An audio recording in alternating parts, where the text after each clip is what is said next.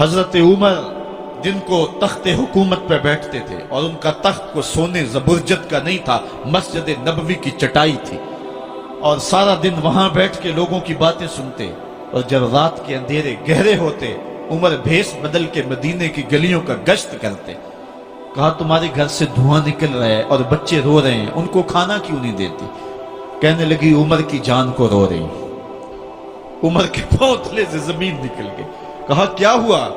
کہا 3 دن سے ہمارے ہاں کھانے کے لیے کچھ نہیں ہے، روزانہ بچے روتے ہیں اور میں ہنڈیا کے اندر پتھر ڈال کر کے نیچے سے آگ ڈالتی رہتی ہوں کہ بچے انتظار کر کر کے سو جائیں گے، کم بخت سو بھی نہیں رہے، اور وہ پتھر پکیں گے بھی کیا، اور میں عمر کی جان کو رو رہی ہوں۔ حضرت عمر کا کلیجہ دہلنے لگا، فوراً پلٹے، واپس بیت المال میں آئے، گھی کا ایک کنستر لیا، آٹے کی بوری لی، مرچ مسالہ جات بہت کچھ اٹھایا، اپنے کندھے پہ رکھا، بوری اپنی کمر پہ لا دی۔ عمر بیت المال سے نکلے تو آپ کے خادم اسلم نے دیکھ لیا، آگے بڑھا، کہا میرے آقا میں اٹھاتا ہوں۔ عمر کی آنکھوں میں آنسو ہے۔ کہا اسلم قیامت کے دن میرا بوجھ اٹھا لو گے؟ کہا قیامت کے دن تو اپنا اپنا بوجھ اٹھانا پڑے گا۔ کہا عمر کو آج اپنا ہی اٹھانے دو۔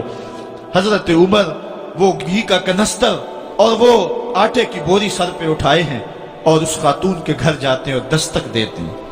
وہ جب دیکھتی ہے اس کی جان میں جان آ جاتی ہے۔ کہا جلدی جلدی آٹا گوندو، اور عمر سبزی کاٹنے لگ جاتے ہیں۔ حضرت عمر رضی اللہ تعالی عنہ سبزی تیار کر دیتے، ادھر آٹا گند جاتا ہے، اور پھر اوپر چولہا رکھا جاتا ہے، چولہے کے اندر آگ رکھی جاتی ہے، وہ کھانا پکانے لگتی ہے، آگ بجھتی ہے۔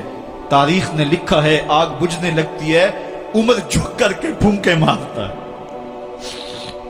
عمر جھک جھک کے پھونکے مارتا ہے۔ کھانا پک گیا اور بچوں کے سامنے کھانا رکھ دیا، بچے کھا رہے ہیں۔ اب بچے رو رو کے نڈال ہو چکے تھے۔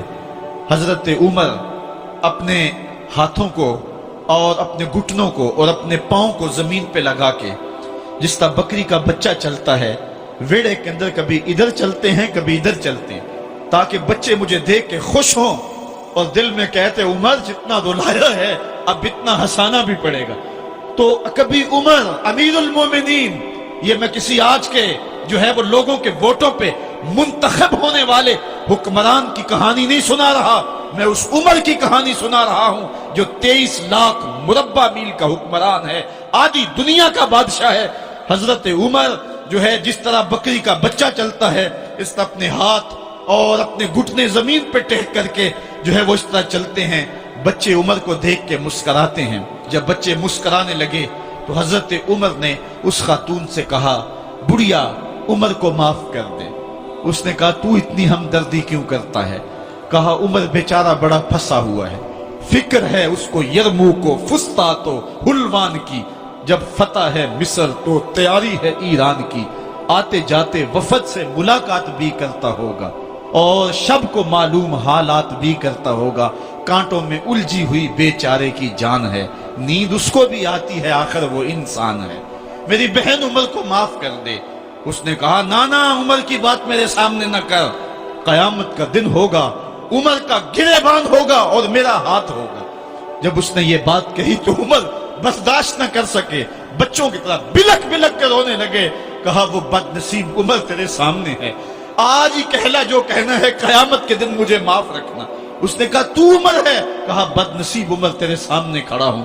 میرے عمر کہتے ہیں اگر دجلہ کے کنارے ایک بکری کا بچہ بھی پیاسا مر گیا، اس کا حساب بھی عمر سے لیا جائے گا۔ حضرت عمر نکلے یروشلم میں، ایک اونٹ ہے ایک غلام ہے، کبھی وہ سوار ہوتا ہے کبھی آپ باری مقرر کی ہے۔ جب قریب پہنچے یروشلم کے تو عمر کی باری نکیل پکڑنے کی اور غلام کی باری اوپر سوار ہونے کی آ گئی۔ غلام نے کہا آقا میں مرضی سے اپنی باری چھوڑتا ہوں، آپ آ جائیں، دشمنوں کے مفتوحہ علاقے میں آ رہے ہیں، تازہ تازہ علاقہ فتح ہوا ہے، اسلام کی شان و شوکت ظاہر ہو۔ عمر نے کہا اسلام کی شان و شوکت ایسے ظاہر نہیں ہوتی ہے، اپنی باری پہ تم بیٹھو گے، اپنی باری پہ میں بیٹھوں گا۔ لوگ منتظر کھڑے ہیں، دور سے جب دیکھا کہا اس کی ہیبت سے کانپتے تھے ہم، یہ تو کوئی حبشی لگتا ہے، رنگ کالا ہے، ہونٹ موٹے ہیں، اس سے تو زیادہ حسین اس کا غلام ہے جو آگے آگے چل رہا ہے۔ حضرت ابو عبیدہ نے کہا دھوکہ کھا رہے ہو، ہمارا آقا وہ نہیں ہے جو اونٹنی کے اوپر سوار ہے، ہمارا آقا وہ ہے جو لگام تھامے آگے آگے چل رہا ہے۔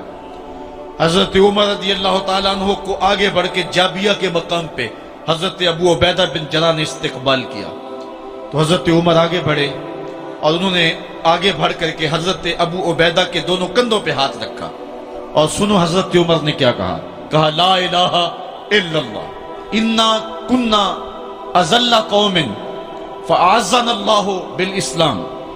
کہا کہ لا الہ الا اللہ، اے ابو عبیدہ بن جراح، ہم ایک ذلیل قوم تھے اور اللہ نے ہمیں اسلام کی وجہ سے عزت عطا کی ہے۔